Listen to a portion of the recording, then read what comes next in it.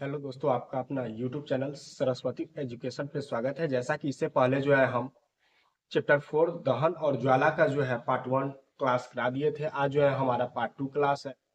जो न्यू बच्चे इस चैनल से जुड़ रहे हैं उन बच्चों से रिक्वेस्ट है कि वो जो है इस चैनल को सब्सक्राइब कीजिए और इस वीडियो को लाइक कीजिए और अपने दोस्तों को भी शेयर कीजिए। पिछले क्लास में हम जो है पढ़ चुके थे आग उत्पन्न करने के लिए 3 चीज जरूरी होता है। आज जो हमारा टॉपिक जो है दहन के प्रकार, दहन पिछले क्लास में पढ़ लिए थे। आज जो है हमारा है दहन का प्रकार। दहन क्या होता है इसके बारे में भी हम लोग अध्ययन कर लिए थे। आग को उत्पन्न होने के लिए जो है कितना आवश्यकता होता है चीज, वो सब भी क्लास कर चुके थे। आज हमारा टॉपिक दहन के प्रकार है। समझिए क्या, एक जलती हुई माचिस को तिल्ली अथवा गैस लाइटर को रसोई में गैस स्टोव के निकट लाइए।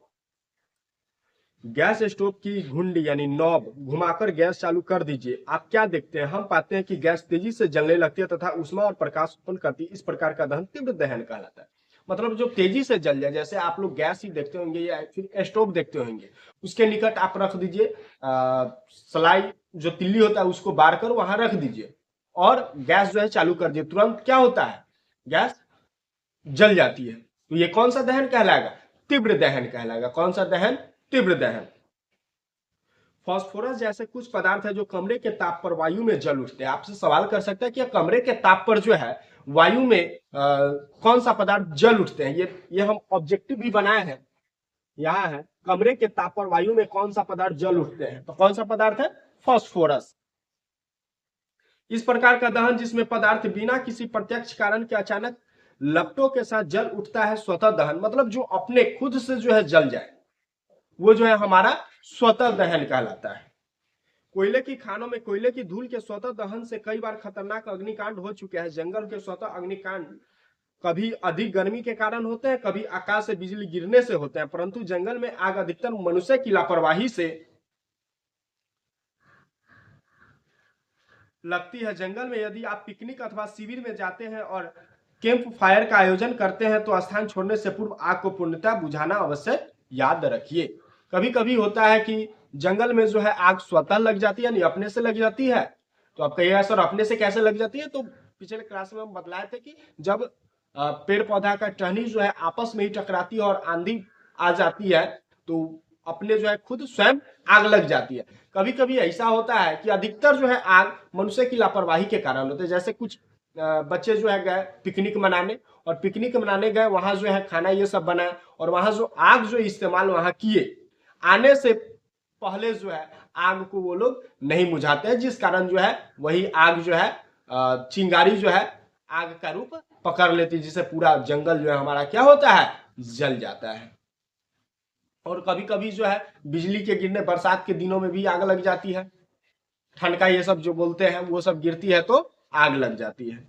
हम त्योहारों पर अक्सर आतिशबाजी करते हैं। जब पटाखे को जलाते हैं तो एक आकस्मिक अभिक्रिया होने से ऊष्मा, प्रकाश और ध्वनि पैदा होती है। अभिक्रिया में बनी गैस बड़ी मात्रा में निकलते, इस प्रकार की अभिक्रिया विस्फोट कहलाती है। मतलब जो तीव्र ध्वनि से आवाज आए और इसमें बोला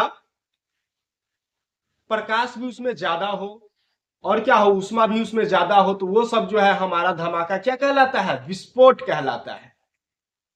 उससे उत्पन्न ध्वनि विस्फोट कहलाती है।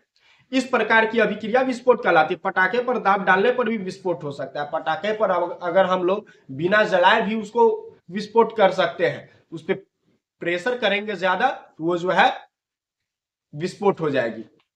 अब समझिए ज्वाला। एलपीजी ज्वाला का प्रेक्षण करिए। क्या आप ज्वाला का रंग बता सकते हैं? एक मोमबत्ती की ज्वाला का रंग कैसा होता है? कक्षा 7 के मैग्नीशियम रिबन को जलाने के अपने अनुभव याद करिए। यदि आपको सारणी 4.2 की शेष वस्तुओं को जलाने का अनुभव नहीं है तो आप उन्हें अब कर सकते हैं। अब अपने प्रेक्षण रिकॉर्ड करिए और सारणी में लिखिए कि पदार्थ ज्वाला देता है या नहीं। मोमबत्ती जो है हमारा ज्वाला देता है कि नहीं, टिक आउट करना है। मैग्नीशियम ये सब जो भी है ये सब आप लोग खुद से जो है सारणी कंप्लीट कीजिएगा और जहां भी दिक्कत होगा वहां जो है हमें कमेंट कीजिएगा, तो हम कमेंट के माध्यम से जो है आपको समझा देंगे। दहन के समय जो पदार्थ वाष्पित होते हुए ज्वाला का निर्माण करते हैं। आपसे सवाल कर सकते हैं कि दहन के समय जो है जो पदार्थ वाष्पित होते हैं वो किसका निर्माण करते हैं, तो ज्वाला का निर्माण करते हैं। किसका निर्माण, ज्वाला का, जो कि हम ऑब्जेक्टिव भी यहां बनाए हैं। दहन के समय जो पदार्थ वाष्पित होते हैं वे किसका निर्माण करते हैं, तो ज्वाला का निर्माण करते हैं। उदाहरण के लिए मिट्टी का तेल और पिघली हुई मोमबत्ती के साथ साथ ऊपर उठते हैं और दहन के समय वाष्पित होकर ज्वाला का निर्माण करते हैं। इसके विपरीत लकड़ी का कोयला वाष्पित नहीं होता और कोई ज्वाला नहीं देता। क्रियाकलाप 4.5 में क्या कांच की नली से बाहर निकलने वाला मोम का वाष्प क्या ज्वाला उत्पन्न होने का कारण हो सकता है। जब मोमबत्ती की ज्वाला स्थिर हो तो ज्वाला के दीप्त क्षेत्र में एक स्वच्छ कांच की प्लेट यानी स्लाइड प्रविष्ट करिए, उसे संडासी से लगभग 10 सेकंड तक पकड़िए, फिर उसे हटा दीजिए। आप क्या देखते हैं, ये सब आपका क्रियाकलाप है। क्रियाकलाप आप लोग खुद स्वयं कीजिएगा और जहां भी दिक्कत होगा हमें बतलाइएगा तो हम जो है उसका एक्सप्लेनेशन कर देंगे। हम जो है एज अ टॉपिक पे चलते हैं, जो हमारा टॉपिक है समझिए मोमबत्ती की ज्वाला के विभिन्न क्षेत्र। ये आपसे सवाल करता है, अभी नहीं, ये आपको 10th में भी सवाल करेगा। और एक रिक्वेस्ट है हमारा कि कोई भी बच्चे जो है स्किप करके के क्लास ना देखें, क्योंकि हम बीच में भी एमसीक्यू कराते हैं। और ये जो लास्ट वाला जो आप देख रहे हैं यहाँ बोर्ड पे क्वेश्चन, ये सब जो है हम लास्ट में कराएंगे। आप लोग जो है लास्ट तक इस वीडियो को देखिएगा और वीडियो अगर पसंद आए तो वीडियो को लाइक भी कीजिएगा। समझिए आपसे सवाल कर सकता है कि पूर्ण दहन का बाह्य क्षेत्र किस रंग का होता है, तो ये जो है हमारा नीला रंग का होता है। किस रंग का, नीला। आंशिक दहन वाला मध्य भाग पीला। आंशिक मध्य वाला भाग क्या कहलाता है, यानी मध्य भाग कौन सा रंग का होता है, तो पीला रंग का होता है। और जो आंतरिक भाग होता है वो जो है हमारा काला रंग का होता है। ये आपसे सवाल कर सकता है, जो कि हम ऑब्जेक्टिव भी लिखे हैं, लास्ट में हम लोग करेंगे। अब समझिए ईंधन क्या है। पिछले क्लास में ज्वाला पढ़ लिए थे, आज जो है हम लोग पढ़ेंगे ईंधन क्या है, क्योंकि चैप्टर का ही नाम है ज्वाला और ईंधन। जो कि ज्वाला हम लोग पढ़ाई कर लिए, अब जो है हम लोग पढ़ेंगे ईंधन। समझिए, याद करिए कि घरेलू और औद्योगिक उपयोगों से संबंधित ऊष्मा ऊर्जा के प्रमुख स्रोत लकड़ी, काष्ठ कोयला, पेट्रोल, मिट्टी का तेल आदि है। ये सब हम पिछले क्लास में पढ़े थे।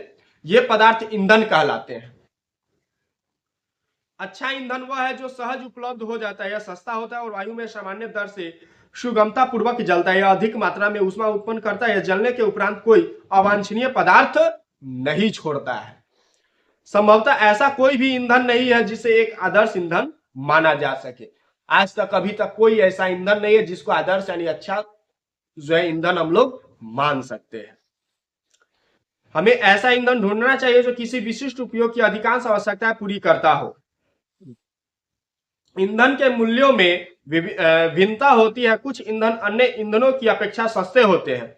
जिन ईंधनों से आप परिचित हैं उनकी सूची बनाइए। सारणी 4.3 की भांति इन्हें ठोस, द्रव और गैसीय ईंधनों में वर्गीकृत कीजिए। कौन सा ईंधन ठोस है, कौन सा द्रव है, कौन सा गैस है। जैसे ऐसा मान लीजिए पेट्रोल, कौन सा ईंधन है, ठोस है, द्रव है, गैस है, ये आप हमें कमेंट करके बतलाएंगे। और अगर आपको नहीं मालूम होगा तो आप जो हमें कमेंट के माध्यम से पूछेंगे तो हम उसका कमेंट के माध्यम से जवाब देंगे। अगर उससे भी अगर समझ में नहीं आता है तो हम जो है क्लास में जो है इसका एक्सप्लेनेशन भी कर देंगे। समझिए ईंधन दक्षता क्या होता है। यदि आपसे कहा जाए कि गोबर के उपले, कोयला और एलपीजी को जलाकर पानी की एक निश्चित मात्रा को उबाले तो आप कौन से ईंधन को चुनेंगे, इसका कारण बताइए। आप अपने माता पिता की मदद ले सकते हैं। क्या ये ईंधन बराबर मात्रा में ऊष्मा उत्पन्न करते हैं। किसी ईंधन के 1 किलोग्राम के पूर्ण दहन से प्राप्त ऊष्मा ऊर्जा की मात्रा यानी उसका ऊष्मीय मान कहलाता है। उसका जो है हमारा क्या कहलाता है, कौन सा मान, ऊष्मीय मान। ईंधन के ऊष्मीय मान को किलो जूल प्रति किलोग्राम मात्रक द्वारा प्रदर्शित किया जाता है। आपसे सवाल करेगा कि ईंधन के ऊष्मीय मान को किसके द्वारा व्यक्त किया जाता है या प्रदर्शित किया जाता है, तो आपका आंसर होगा किलो जूल प्रति किलोग्राम, यानी केजे प्रति केजी। कुछ ईंधनों के ऊष्मीय मान सारणी 4.4 में दिए गए हैं। आपसे सवाल करता है कि पेट्रोल का ऊष्मीय मान क्या होता है, यहां दिया हुआ है पेट्रोल का, डीजल का, किरोसिन तेल का। तो हम जो है इंपोर्टेंट यहाँ जो है पेट्रोल, मिट्टी का तेल, डीजल, मीथेन, हाइड्रोजन, ये सब का अधिकतर जो है उसमें मान पूछता है, जो कि पेट्रोल का 45,000 है, मिट्टी का तेल का भी 45,000 है, डीजल का भी 45,000 है, लेकिन मीथेन का 50,000 है।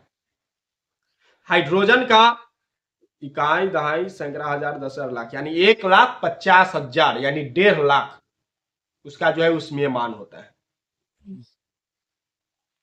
आप समझिए, ईंधन के दहन से हानिकारक उत्पाद प्राप्त होते हैं। ईंधन का बढ़ता हुआ उपभोग पर्यावरण पर हानिकारक प्रभाव डालता है। लकड़ी, कोयले और पेट्रोल जैसे कार्बन ईंधन बिना जले कार्बन कण छोड़ते हैं। ये सूक्ष्म कण खतरनाक प्रदूषक होते हैं जो दम्मा जैसे श्वास रोग उत्पन्न करते हैं। हमारा ईंधन जो हुआ एक तरह से फायदेमंद है और एक तरह से हमारे लिए हानिकारक भी है, जो कि लास्ट में जल जाने के बाद जो है कुछ सूक्ष्म कण छोड़ देते हैं जो कि बीमारियों को उत्पन्न करते हैं, जैसे हैजा, दम्मा, ये सब जो भी हुआ, सॉरी हैजा नहीं, दम्मा, खांसी वाला जो बीमारी होता है उसी को दम्मा बोलते हैं। ये सब बीमारी जो है उत्पन्न करते हैं। दूसरा है, इन ईंधनों का अपूर्ण दहन कार्बन मोनोऑक्साइड गैस देता है। यह अत्यंत विषैली गैस है। बंद कमरे में कोयला जलाना खतरनाक होता है।